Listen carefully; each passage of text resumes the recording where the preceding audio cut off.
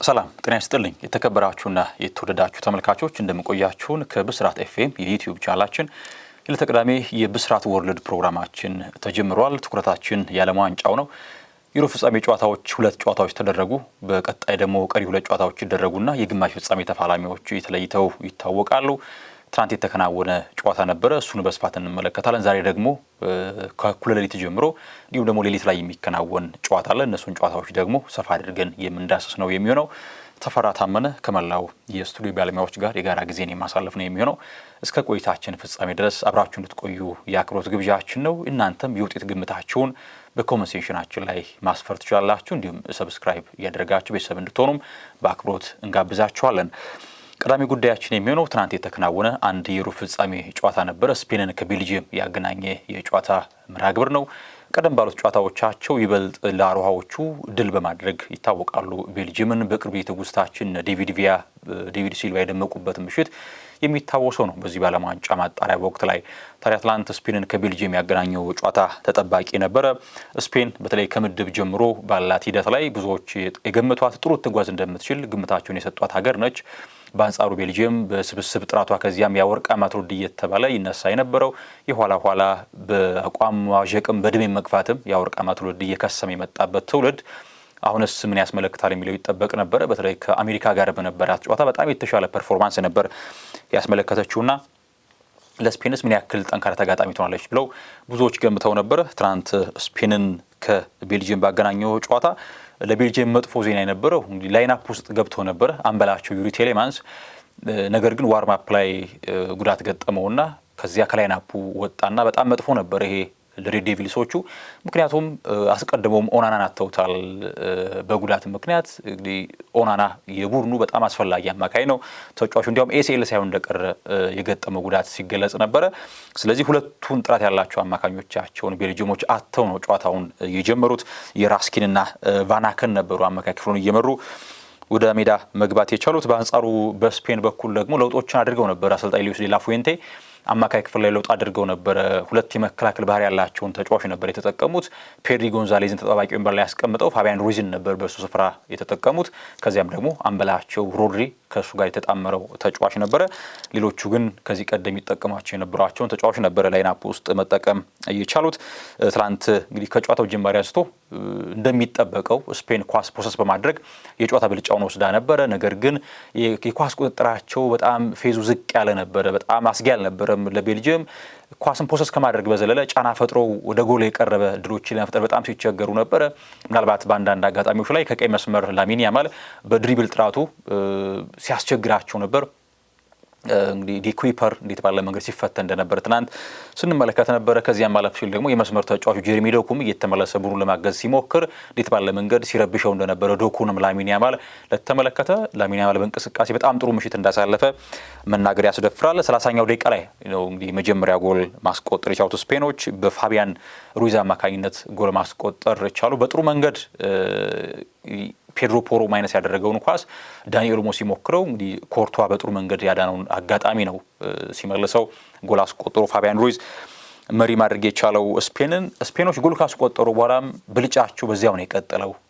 ምክንያቱም ከኳስ ጋር በምቾት መጫወት የሚችሉ አማካኞች አሏቸው። እንዳነሳሁት ደግሞ የኦናናና የቴሌማንስ አለመኖር ለቤልጂየም ናሽናል ቲም በጣም ትልቅ ማጣት ነበር አማካይ ክፍል ላይ። ምክንያቱም በዛም የራስኪና የቫናከን ጥራት ከስፔን ጋር ሲነጻጸር ፍጹም ለየቅል ነውና በጣም ተቸግረው ነበርና ኳስ እንቅስቃሴ ማድረግ በጣም የተሻሉ ነበሩ። ነገር ግን በካውንተር በጣም ተጋላጭ ነበሩ ስፔኖች። ምክንያቱም ቡድኑ ከኳስ ጋር በተለይ የቤልጂየም የሜዳ ክፍል ላይ 7 ሆነው የሚገኙት። ምክንያቱም ኳስ ወደ ግራ ያደላ ከሆነ ኩኩሪያ በጣም ኦቨርላፕ ወጥቶ ይጫወት ነበረ። በአንጻሩ ደግሞ ወደ ቀኝ የሚያደላ ከሆነ የኳስ ሂደታቸው ፔድሮ ፖሮ በጣም ወደፊት ተጠግቶ ይጫወት ነበርና በጣም ለካውንተር ተጋላጭ ናቸው። ደግሞ ለካውንተር የሚስማሙ ተጫዋቾች አሏቸው አለ ቤልጂየሞች። ጄሬሚ ዶኩ ከዚያም ባለፈ ዲኬትላራም እንደዚሁ ፈጣን ተጫዋች ነው። ትሮሳርድም እንደዚሁ ከኳስ ጋር በምቾት መጫወት የሚችል ተጫዋች ነውና በአንዳንድ አጋጣሚዎች በካውንተር ሊቀጧቸው ሲሞክሩ ነበረ። የኋላም እንደዚሁ ዲኬትላራ በጣም በጥሩ መንገድ በግንባር ጎል አስቆጥሮ ቤልጂየሞች አቻ መሆን ይቻሉ። በጣም ጥሩ ሰዓት ላይ ነው ማስቆጠር የቻሉት። በጣም በጥሩ ሰዓት ነው ማገገም የቻሉት ቤልጂየሞች። እናም የመጀመሪያው ደቂቃም በዚህ ውጤት ነበረ መጠናቀቅ የቻለው። 1-1 በሆነ አቻ ውጤት የተጠናቀቀ። ከረፍት መልስ በቶሎ ነው ለውጦችን ማድረግ የቻሉት አሰልጣኝ ሉዊስ ዴላ ፉዌንቴ ፔድሪን ቀይረው ወደ ሜዳ አስገቡ። ከዚያም ባለፈ አሌክስ ባይና የተጫዋቹ ክላሲክ የመስመር ተጫዋች አይደለም። ይሄ ተሽላይን አታኪንጉን ታኮ የሚጫወት አይነት የመስመር ተጫዋች አይደለም። ይበልጥ ለሀፍ ስፔስ እየቀረበ ለሳጥን እየቀረበ የሚጫወት ተጫዋች ነው አሌክስ ባይና እና እርሱን ቀይረው በፌራን ቶሬስ ማስገባት ቻሉ። የተሻለ እንቅስቃሴ ለማድረግ ሲሞክሩ ነበር፣ ነገር ግን የተለየ ድሎችን ለመፍጠር በጣም ሲቸገሩ ነበር። ይበልጥ ላሚን ያማል የግል ጥረቱን ተጠቅሞ በጥሩ መንገድ ወደ ጎል የሚልካቸው ኳሶች ለቤልጂየም ፈተና ነበሩ፣ ነገር ግን ኮርቷ በጥሩ መንገድ ሲያድናቸው ነበረ። ከዚያም ባለፈ ደግሞ በእንቅስቃሴ የኦያርዛባል የላሚን ያማልና የፔድሮ ፖሮ ሊንካፕ በጣም ጥሩ ነበርና ያንንም ያመከነበት አጋጣሚ ስንመለከት ነበረ። ኮርቷ ተጨማሪ ጎል ለማስቆጠር ሁለቱም ተቸገሩ። ለውጦችን አድርገዋል። ሁለቱም በተለይ የፊት መስመር ላይ የተጫዋች ለውጥ ማድረግ ቻሉ። አሰልጣኝ ሩዲ ጋርሲያም ሮሜሉ ሉካኩን ቀይረው ማስገባት ቻሉ። እንደነ ሰላማ ከርስ የመሳሰሉ ተጫዋቾችን ቀይረው ማስገባት ችሏል። በአንጻሩ ደግሞ በስፔን በኩል እንደዚሁ ተጨማሪ ለውጦችን ማድረግ ነው የወደዱት ዴላፉዌንቴ። ፊት መስመር ላይ ሚኬል ኦያርዛባልን ቀይረው በኒኮ ዊሊያምስ ወደ መስመር ወጣ። ከዚያም በኋላ ፌራን ቶሬስ የፊት መስመሩን ስፍራ ያዘና ድሎችን ለመፍጠር ሲሞክሩ ነበር፣ ነገር ግን ጎል ለማስቆጠር በጣም ተቸገሩ። የኋላ ተጨማሪ ለውጥ ደግሞ ማድረግ ነበረባቸው። እንግዲህ ዳኒ ኦልሞን በሚኬል ሜሪኖ ቀይረው ወደ ሜዳ ማስገባት ቻሉ። ሚኬል ሜሪኖ በሁለተኛ ተቹ ነው ጎል ማስቆጠር የቻለው።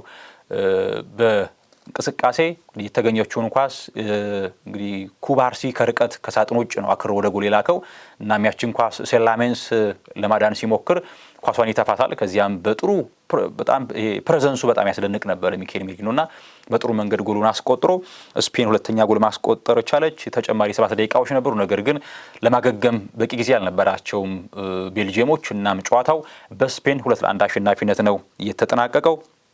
8 ኢላማውን የጠበቀ ሙከራ ማድረግ ችሏል ስፔኖች። በአንጻሩ ቤልጂየም 2 ብቻ ያደረጉት። በጨዋታው ማን የተሻለ እንቅስቃሴ እንዳደረገ ቁጥሮችም ለዚህ ማሳያ ናቸው። እንግዲህ ሴላሜንስ የኮርቷን መጎዳት ተከትሎ ነበረ ተቀይሮ የገባው። ከረፍት በኋላ ኮርቷን ምቾት አልተሰማው ነበረ። 2 ጊዜ ሜዳ ላይ እንግዲህ ሲወድቅም ስንመለከተው ነበር። የኋላ ሩዲ ጋርሲያ ሴላሜንስን ቀይሮ ማስገባት ቻሉ። እንዳልኳቸው የኩባርሲ ጎል ምናልባት ለመያዝም እድል ነበሩ፣ ነገር ግን ተሰርቷል ብሎ መናገር ያስደፍራል። ያችን አጋጣሚ ተጠቅሞ ሚኬል ሜሪኖ ጎል ማስቆጠር የቻለበት አጋጣሚ የተፈጠረው። ከጨዋታው መጠናቀቅ በኋላም ኮርቷ ጥሩ ግብ ጠባቂ ነው ሴላሜንስ በዩናይትድ በጣም ድንቅ ጊዜ ነው ማሳለፍ የቻለው፣ ሜዳው ደረቅ ነበረ በሚል ሀሳብ እንደዚህ የሰጠበት አጋጣሚ ነው ያለው። ሴላሜንስ ከቤልጂየም ፕሮ ሊግ ወደ ዩናይትድ ከመጣ በኋላ በጣም ጥሩ ዓመት እንዳሳለፈ በእንግሊዙ ክለብ ማንቸስተር የሚታወሰው ጉዳይ ነው። አሰልጣኝ ሉዊስ ዴላፉዌንቴ ሚኬል ሜሪኖን በተመለከተ እሱ አስደናቂ ተጫዋች ነው፣ በጣም ብዙ ኳሊቲዎች አሉት፣ በእኛ ቡድን መዋቅር ውስጥ በጣም ተስማሚ ተጫዋች ነው፣ እንግዲህ ባለም ዋንጫው በየትኛውም ቡድን ውስጥ ጠቃሚ ተጫዋች ሊሆን እንደሚችል አስባለሁ ሲሉ ለተጫዋቹ ያላቸውን አድናቆት ገልጸዋል። እሱ ስላለን ደስተኞች ነን በሚልም እንደዚሁ ሀሳባቸውን የሰጡበት አጋጣሚ ነው ያለው። ሚኬል ሜሪኖ ለስፔን በጣም በአስፈላጊ ሰዓት የሚደርስ በጣም ክለሽ የሚባል ተጫዋች ነው። እንደሚታወሰው በአውሮፓ ዋንጫ 2004 ላይ ከጀርመን ጋር በነበረው ግማሽ ፍጻሜ ኤክስትራ ታይም ላይ በግንባር ግሩም ጎል አስቆጥሮ ላሯዎቹ እንዲያሸንፉ አድርጎ ለፍጻሜ እንዲደርሱ አድርጓቸዋል። ከዚያም ባለፈ ከዚህ በፊት በነበረው የ16 ጥሎ ማለፍ ወቅት ላይም ከፖርቱጋል ጋር እንዴት ባለ መንገድ ተቀይሮ ገብቶ ከፌራን ቶሬስ የደረሰውን ኳስና መረብ እንዳዋሃደ እናስታውሳለን። ትናንት ደግሞ በድጋሜ በጣም በአስፈላጊ ሰዓት ላይ ጎል አስቆጥሮ ስፔንን ለግማሽ ፍጻሜ እንድትበቃ ማድረግ ይችላልና እርሱም ደስተኛ እንደሆነ ሀሳቡን ሰጥቷል። በጨዋታው ላሚን ያማል ነው የጨዋታው ኮከብ ተብሎ የተመረጠው። ምናልባት እንግዲህ አንድ ጥያቄ የፈጠረብኝ የፔድሪ የወቅታዊ ብቃት በጣም ወርዶ ነው እየተመለከትን ያለ ነው። ተጫዋቹ በባርሴሎና ቤት እንዴት አይነት አስደናቂ አማካኝ እንደሆነ ደጋግመን ተመልክተናል። ነገር ግን በዚህ የዓለም ዋንጫ ላይ ቀላል ፓሶችን ይሳሳታል። ከዚያም ባለፈ ውሳኔዎቹ በአንዳንድ መልኩ ልክ አይደሉምና ፔድሪ የምነካው እስኪያስብል ድረስ የሜዳ ላይ እንቅስቃሴው ደክሞ ነው ዘንድሮ የተመለከተ። ለዚያም ይመስላል ዴላፉዌንቴ እርሱን ቀይረው በፋቢያን ሩይዝ እንዲሰለፍ ማድረግ እየቻሉት። ስፔን ግን በጥቅሉ በተለይ ኳስን በማንሸራሸር ፖሰስ በማድረግ የበለጠ ተጋጣሚ ፍራስትሬት እንዲያደርግ በማድረግ ትናንት ሜዳ ላይ ስንመለከት ነበረ። የመጀመሪያ ጎል ነው የተቆጠረባት ትናንት በዚህ በዓለም ዋንጫ ዲኬትላር ያስቆጠራት ጎል ስፔን ላይ የመጀመሪያው ተጫዋች ነው ስፔን ላይ ጎል ሲያስቆጥር።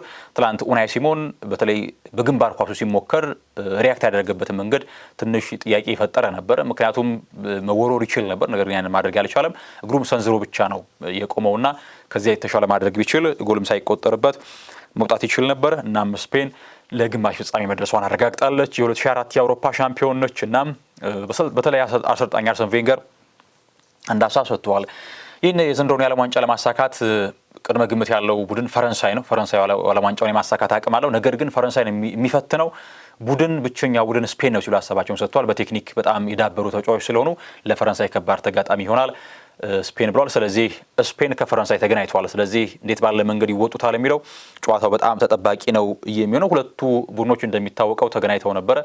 በአውሮፓ ዋንጫውም ስፔን አሸንፋ እንዳለፈች ይታወቃል። ያን አስደናቂ ቤንድ ጎል አስቆጥሮ እንደነበረ ላሚን ያማል ይታወሳል። እናም በቀጣይ በዕለተ ማክሰኞ ፈረንሳይ ከስፔን በግማሽ ፍጻሜው በዓለም ዋንጫ የሚፋለሙ ነው የሚሆነው። ወደ ዛሬ ምራ ሀገሮች ልወሰዳችሁ። ሌሊት ላይ ነው ጨዋታዎቹ የሚደረጉት 6 ሰዓትና 10 ሰዓት ላይ የሚከናወኑ ጨዋታዎች ናቸው። የቀዳሚው ጨዋታ እንግሊዝን ከኖርዌይ የሚያገናኝ ጨዋታ ነው። ኖርዌይ ብዙዎች ሳይጠብቋት በጣም የተጓዘች ዳርክ ሆርስ ሆናለች። በተለይ የአምስት ጊዜ የውድድሩ ሻምፒዮኗን ብራዚልን አሸንፋ ነው ለዚህ የሩብ ፍጻሜ ጨዋታ መድረስ የቻለችው። በተለይ ሶልባከን እንዴት ባለ መንገድ ቡድናቸውን እንዳዋቀሩ የአማካይ ክፍላቸው የነ ሳንደርበርግ የነ ማርቲን ኦዴጋርድ ከዚያም ባለፈ ደግሞ ሃላንድ ብዙ ንክኪዎችን እንኳን ባያደርግ ሳጥን ውስጥ የሚያደርጋቸው ተጽዕኖዎች ለኖርዌይ ትልቅ አስፈሪ ተጫዋች እንዲሆን አድርገውታል። የነ ኦስካር ቦብ እንደዚሁ ጥራት የሚጠቀስ ነው። እነ ኑሳ ሌላኛው ተጠቃሹ ተጫዋች ነው። እንግሊዝ ከኖርዌይ ይጫወታል። 2014 ላይ ነው ለመጨረሻ ጊዜ እንግዲህ በወዳጅነት ተገናኝተው በዋይኔ ሩኒ ብቸኛ ጎል 3-1 አሸንፈው እንደነበረ የሚታወሰው ጉዳይ ነው። በእንግሊዝ በኩል በጎ ነገር ምንድነው? ማርክ ጌሂ፣ ዴክላን ራይስ እና ሬስ ጄምስ ጉዳት ነበረባቸው። በተለይ ዴክላን ራይስ እንደሚታወሰው ከነርቭ ጋር በተገናኘ ተጫዋቹ ጉዳት አይደለም ማረፍ ብቻ ነው ከዚህ ህመሙ የሚያሳርፈውና ነገር ግን አሁንም ቶማስ ቶል የቡድናቸው ወሳኝ ተጫዋች ነውና ለማሳረፍ እንግዲህ ልቦናቸው አልፈቀደም። እርሱም ደጋግሞ ከህመም ጋር እየታገለ ለ3-1 ያለውን ሁሉ ነገር እያበረከተ ነው የሚገኘው።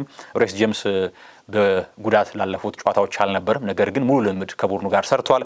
ማርክ ጌሂም የዚህ ሃምስትሪንግ ህመም ታይቶበት ነበር፣ ነገር ግን ከቡድኑ ጋር ሶስቱም ተጫዋቾች ማርክ ጌሂም፣ ሬስ ጄምስም ሆነ ዴክላን ራይስ ልምዳቸውን ከቡድናቸው ጋር የሰሩበት ሁኔታ ነው ያለው። ጃረል ኳንሳ ቀይ ካርድ ተመልክቶ ነበራል። ከሜክሲኮ ጋር በነበረው ጨዋታ 2 ጨዋታዎች ተቀጥቷል እና አይኖርም። እንዲያውም በእንግሊዝ በኩል ይግባኝ ጠይቀው ነበረ። ምክንያቱም የፍሎሪያን ባሎጉን ቀይ ካርድ ከተነሳ በኋላ ሁሉም ቡድኖች ጥያቄያቸውን ሲያቀርቡ ነበር ቅጣት የተጣለባቸው ተጫዋቾቻቸውን በተመለከተ። ነገር ግን ጃረል ኳንሳ 2 ጨዋታዎችን ተቀጥቷል። ከጨዋታው አስቀድሞ ቶማስ ቱኸል ስለ ሃሪ ኬን ሀሳባቸውን ሰጥቷል። እርሱ የቡድናችን መሪ ነው፣ የቡድናችን ምሳሌ ነው፣ በየትኛውም ሰዓት ስንፈልገው የምናገኘው ተጫዋች ነው ሲሉ ለተጫዋቹ ያላቸውን አድናቆት ሰጥቷል። እርግጥ ነው እድሜው እየገፋ ቢመጣም እያደረ እንደሆነ የሚጣፍጥ እጅግ አስደናቂ እንግሊዛዊ ተጫዋች መሆኑን በዚህ ዓለም ዋንጫ ተመልክተናል። እንዴት ባለ መንገድ ከችግር ከጉድ እንደሚያወጣቸው ደጋግመን ተመልክተናል እና እርሳቸውን በዚህ መንገድ ሀሳባቸውን ሰጥቷል። እናም በቡድናቸው አሁንም ኖርዌይ ጠንካራ ቡድን፣ ነገር ግን ያለምንም ፍርሃት በድፍረት ባላቸው ጨዋታ መንገድ እንደሚቀጥሉ ቶማስ ቶል ሀሳባቸውን የሰጡበት አጋጣሚ ነው ያለው። ሶልባከን በበኩላቸው ለግማሽ ፍጻሜ ለመድረስ የበለጠ ፌቮራይቱ ቡድን እንግሊዝ ነው ሲሉ ሀሳባቸውን ሰጥቷል። ነገር ግን በጣም አይደለም ፌቮራይት የሆነው፣ ነገር ግን ከኛ በተወሰነ መንገድ የተሻለ ቅድመ ግምት ያገኘ ቡድን ነው ሲሉ ሶልባከን ሀሳባቸውን ሰጥቷል። በልምድ ሜዳ ላይ የበለጠ ኢነርጄቲክ ልምዶችን አልሰራንም። በጣም ቴምፖ ዝቅ ያለ ልምድ ነው የሰራ ነው። ከኢነርጄቲክ ይልቅ ቴክኒካሊ ነው ስራዎችን ስንሰራ የነበረው። ምክንያቱም በጥቂት ቀናት ስለሆነ ጨዋታዎችን የምናደርገው ራሳችንን መጠበቅ አለብን ሲሉ እንደዚሁ ሀሳባቸውን የሰጡበት አጋጣሚ ነው ያለው። እናም እንግሊዝ ከኖርዌይ እጅግ ተጠባቂ ጨዋታ ይሆናል። ቶማስ ቱኸል ከሳውዝጌት በኋላ እስከምን ድረስ እንግሊዝን ያሻግራሉ የሚል ይጠበቃል። እንደሚታወስ 2018 ላይ ጋሪ ሳውዝጌት እንግሊዝን እስከ 2018 እስከ ግማሽ ፍጻሜ ይዘውት ቡድኑን ተጉዘው ነበረ። የኋላ በክሮኤሺያ ተሸንፈው ነው ወደ ፍጻሜ መድረስ ያልቻሉት። ስለዚህ ከግማሽ ፍጻሜ የተሻለ መዝለቅ አለባቸው አይደለ? ከሳውዝጌት የተሻለ ስራን ሰርተዋል በእንግሊዝ ለመባለ ቶማስ ቱኸል እና አሁን እድላቸውን በራሳቸው የሚወስኑበት ጊዜ ላይ ደርሰዋል። እንግሊዝ ከኖርዌይ ተጠባቂ ጨዋታ ሆኖ ይዘልቃል። ሌላኛው መርሃ ግብር ሌሊት 10 ሰዓት ላይ አርጀንቲናን ከስዊዘርላንድ የሚያገናኝ የጨዋታ መርሃ ግብር ነው። ተጠባቂ ጨዋታ ነው። እንግዲህ አርጀንቲና እየተፈተነች በጥሎ ማለፉ ለዚህ ደርሳለች። ከኬፕ ቨርዴ ከግብጽ ጋር በነበረው ጨዋታ እስከ መጨረሻው የዳኛ ፊሽካ ድረስ መታገል ነበረባት አልቢ ሴሌስቲዎቹ። እናም አሁንም ከግብጽ ጋር በተለይ በጣም በዚህ ዓለም ዋንጫ ካየናቸው በዓለም ዋንጫ ታሪክም ከተመዘገቡ እጅግ አስደናቂ ውጤቶች መካከል አንዱ ነው ማስመዝገብ የቻለው። ስዊዘርላንድ ልክ እንደ ኖርዌይ ሁሉ ዳርክ ሆርስ ነች። ማንም እዚህ ትደርሳለች ተብሎ ይጠበቃት አልነበረም። ነገር ግን በጥሩ መንገድ የሙራት ያኪን ቡድን ጥሩ እየተጓዘ የሚገኝ ቡድን ሆኗል። በጣም ቅንጅታቸው የሚደንቅ ነው። ከመከላከል እስከ አጥቂ ድረስ ያላቸው ቅንጅት በጣም ግሩም ነው። 2014 ላይ ተገናኝተው ነበር በ16 ጥሎ ማለፍ አርጀንቲናና ስዊዘርላንድ። በአንሄል ዲ ማሪያ ብቸኛ ጎል አርጀንቲና አሸንፋ እንደነበረ ይታወሳል። ሊዮኔል ስካሎኒ ይሄ ቡድን በሚል ሀሳብ ሰጡ። ምን አሉ? የቡድን ተስፋ የማይቆርጥ በሚል እንዲታወስ ፈልጋለሁ የሚል ሀሳብ ሰጥቷል። እንግዲህ ጊቭ አፕ አናደርግም በማለት ሀሳባቸውን የሰጡት ምንጊዜም በታሪክ ሲታወስ ይህ ስብስብ ተስፋ የማይቆርጥ ቡድን በሚል እንዲታወስ ፈልጋለሁ ሲሉ ሀሳባቸውን ሰጥቷል። ሁሉም የቡድን አባል እንግዲህ ኮቺንግ ስታፉም የተጫዋቾቹም ሁሉም በቡድኑ አባል የሆነ ሰው በሙሉ ያለውን ነገር ሁሉ ነው የሚሰጠው ለአርጀንቲና ሲሉ ሀሳባቸውን ሰጥቷል። ከዚያም ባለፈ ደግሞ በውድድሩ ቀላል ተጋጣሚ የለም ሲሉ ሀሳባቸውን ሰጥቷል። እንዲሁ በተጨማሪ ለአምበላቸው ለመሪያቸው ከጉድ ለሚያወጣቸው ምንጊዜም አለሁ ለሚላቸው ተጫዋቻቸው ሊዮኔል አንድሬስ ሜሲ ደግሞ እርሱ ምርጥ መሆን እስከፈለገ ድረስ ምርጥ ይሆናል የሚል ሀሳባቸውን ሰጥቷል። የኔ ተጫዋች ስለሆነ አይደለም የእርሱን እንግዲህ አቅም ስለማውቅ ነው ሲሉ ሀሳባቸውን ሰጥቷልና ሜሲ ምንጊዜም ምርጥ መሆን እስከፈለገበት ጊዜ ድረስ ምርጥ መሆን ይችላል ሲሉ ስለ ሜሲ ያላቸውን አክብሮት አድናቆት እንደዚሁ ሰጥቷል። ሊዮኔል ስካሎኒ ግራኒት ዣካ እንግዲህ አርጀንቲና በዓለም ዋንጫ ታሪክ ትልቅ ታሪክ ያላት ሀገር ነች፣ እናከብራቸዋለን። እንግዲህ ተጫዋቾቹ በጋራ በጣም ብዙ ልምድ ያላቸው ናቸው በሚል ሀሳብ ሰጥቷል። እናም በጣም ጠንካራ ተጋጣሚ ናቸው ለኛ በሚል ሀሳብ ሰጥቷል። እንግዲህ ስዊዘርላንድ ኮሎምቢያን በጣም ጠንካራ ቡድን ነች፣ አሰናብታ ነው ለዚህ ጥሎ ማለፍ መብቃት የቻላችሁ። እናም ለአርጀንቲናም ከባድ ተጋጣሚ ልትሆን እንደምትችል ይታሰባል። አርጀንቲና በተለይ የስካሎኒ ተጫዋች ምርጫ የጨዋታ መንገዳቸው ጥያቄ ሲፈጠር ነበረ። ቡድኑ ጎል ለማስቆጠር ሲቸገር አንዳቸው የተለየ ያስተላለፍም ሊሆን ይችላል የጨዋታ ዘይቤ የላቸውም በሚል ይተቻሉ። የበለጠ ሶሊዲቲን ይመርጣሉ ከክሬቲቪቲ ይልቅ አማካይ ክፍል ላይ 4 ተጫዋቾችን መጠቀም ከዚያም ባለፈ ከሜሲ ብቻ አንዳቸው የተለየ የማጥቃት ባህሪን መጠበቅ ስናስተውል ነበር በአርጀንቲና በኩል። ስለዚህ ችግራቸውን ይህን ክፍተታቸውን የት ባለ መንገድ ያርማሉ በእለቱ ጨዋታ ላይ የሚጠበቀው የጨዋታ ሂደት ነው የሚሆነው። አርጀንቲና ከስዊዘርላንድ ሌሊት 10 ሰዓት ላይ የሚከናወን የጨዋታ መርሃ ግብር ይሆናል። ስለዚህ የሁለቱ ቡድኖች አሸናፊ የእንግሊዝና ኖርዌይ፣ የአርጀንቲና ስዊዘርላንድ አሸናፊ በግማሽ ፍጻሜው ደግሞ ዕለተ ረቡዕ የሚፋለሙ ነው የሚሆነው። የዓለም ዋንጫን የተመለከተው ጉዳያችን ይመስል ነበር። ተመልካቾቻችን ተፈራ ታመነ ከመላው የስቱዲዮ ባለሙያዎች ጋር ጊዜን አሳልፍ ያለውኝ ሰናይ ጊዜን ተመኘው።